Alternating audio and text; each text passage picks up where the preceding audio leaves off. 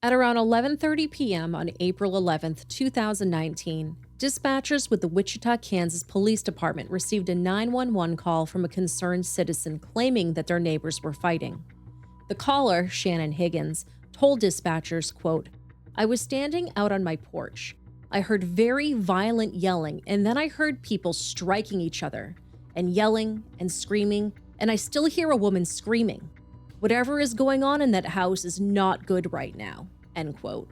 Shannon later went on to state that he turned around to head back to his house when he heard a woman wailing in such a way that made his stomach sink. Then he observed a man pushing a woman inside their trailer and shutting the door. These neighbors in question were 26-year-old Patrick Robert Javonovich and his girlfriend, 22-year-old Brandy Kai Marchant. The couple resided at the Riverside Mobile Home Park in the 4500 block of South Hydraulic Avenue in Wichita and had just moved in a few months prior. The couple was known to the Wichita Police Department. In fact, over the past year and a half, officers responded to calls about the family 22 times. Many of those calls were placed when the family lived in their previous address in the Oakview neighborhood on the 4900 block of Jade Avenue.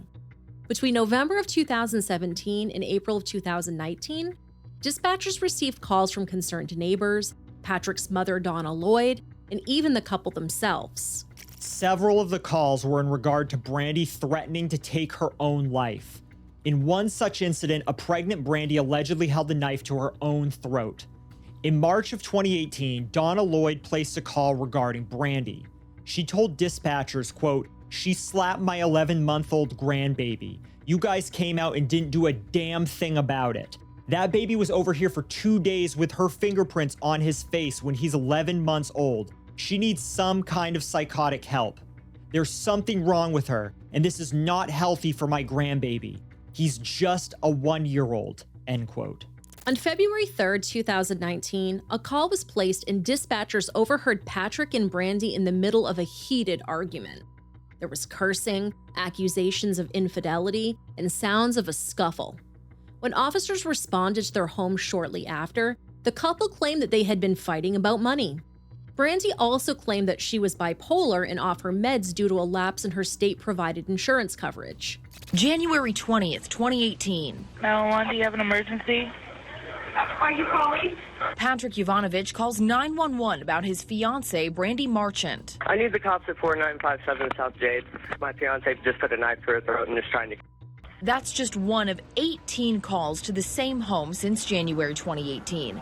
Many calls came from Brandy. My boyfriend tried to touch me, and I pushed him off of me, and I made him hit his head on the wall. Okay. And I smacked my son earlier. We know Zaiden was living in the home with them at the time. He was just 11 months old when that call was made.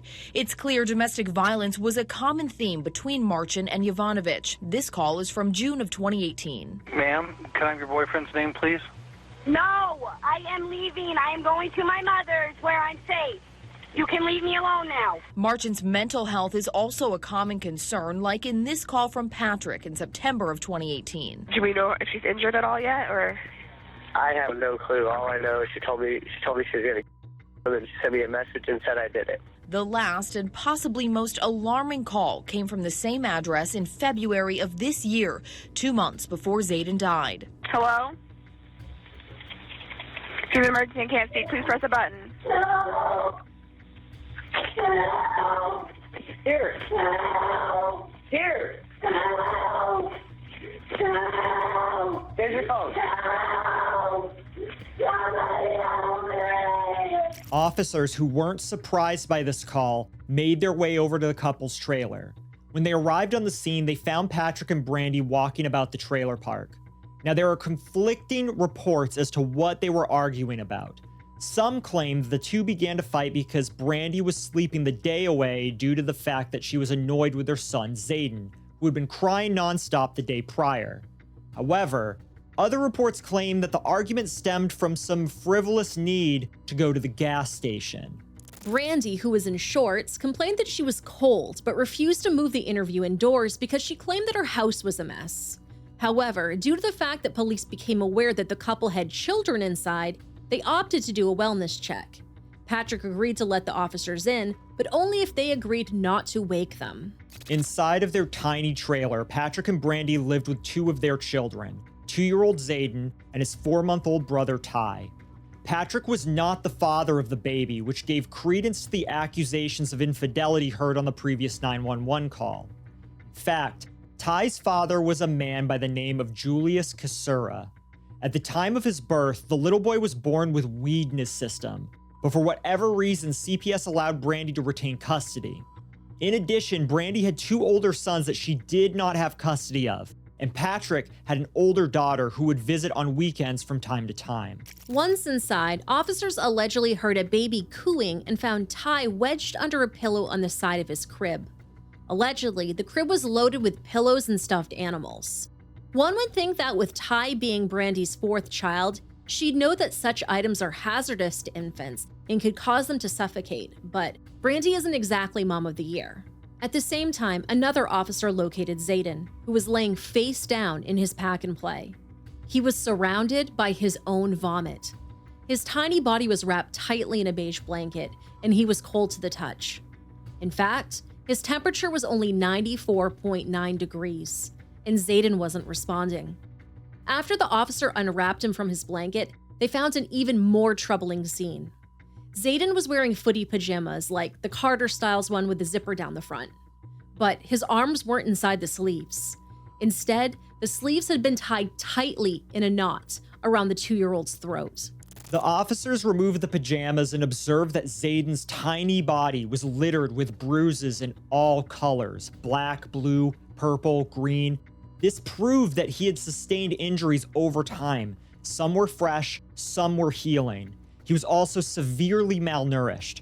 The officers used baby wipes to clear Zaiden's airway and attempted CPR, but he was already gone.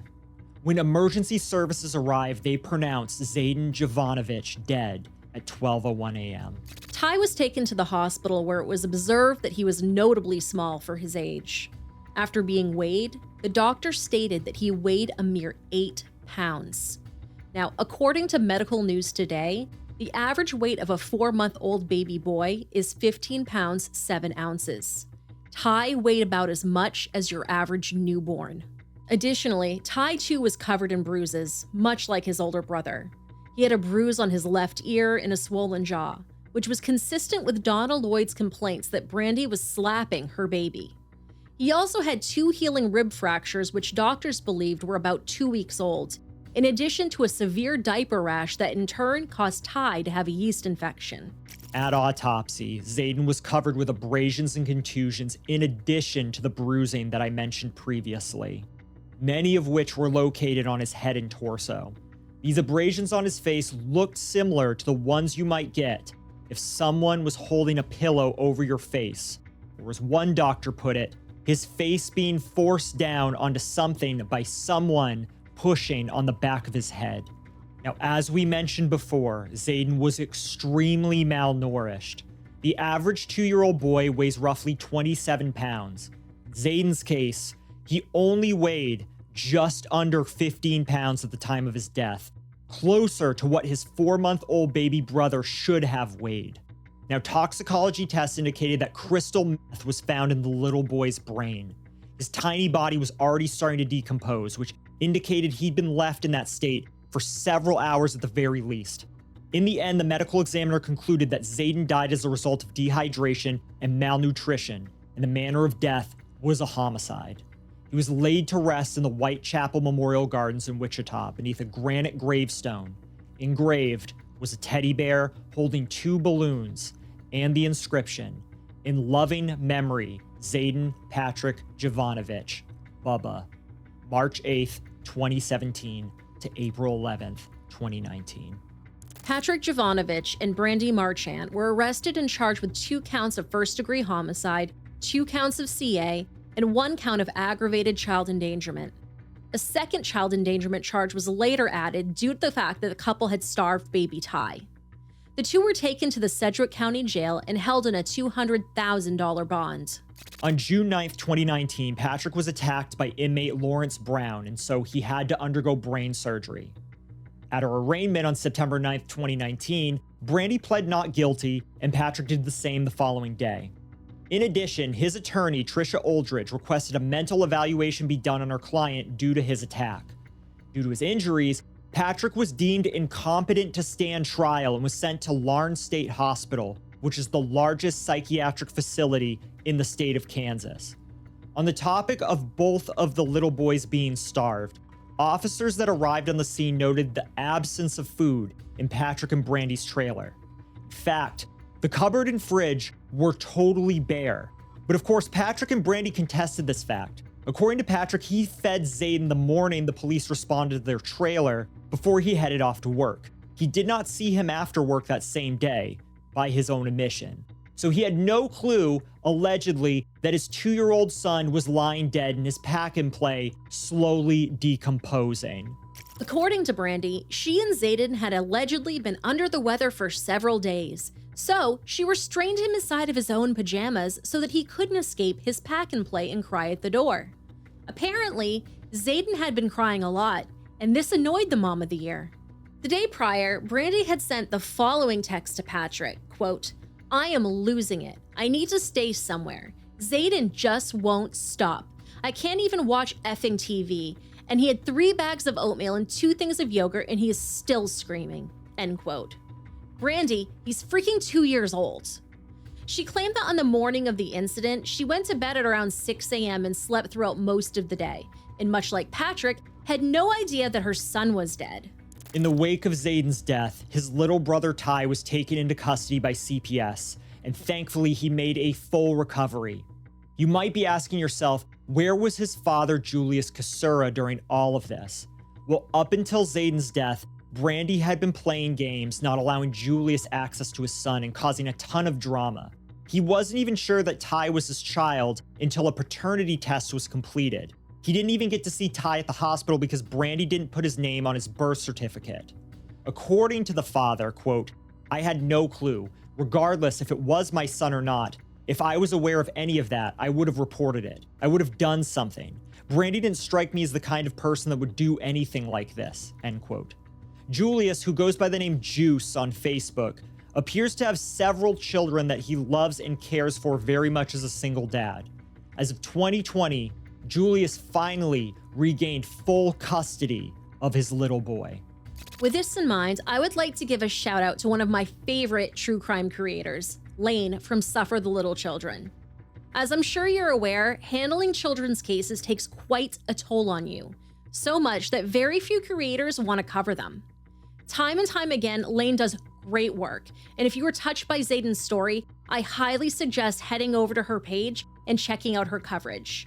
Not only is she an amazing creator who truly cares about the children that she's covering, but she also has an exclusive interview with Ty's dad. I'm not going to give away any spoilers, but please go over to Lane and show her some love. In July of 2022, Patrick Javonovich and Brandy Marchant pled guilty to the reduced charges of second-degree reckless homicide, aggravated kidnapping, and CA. Apparently during this time, Patrick became well enough to stand trial. As part of their deal, they were sentenced to 322 months in prison and will have to register as violent offenders upon release. At the time of their sentencing, Brandy was 26 years old and Patrick was 31.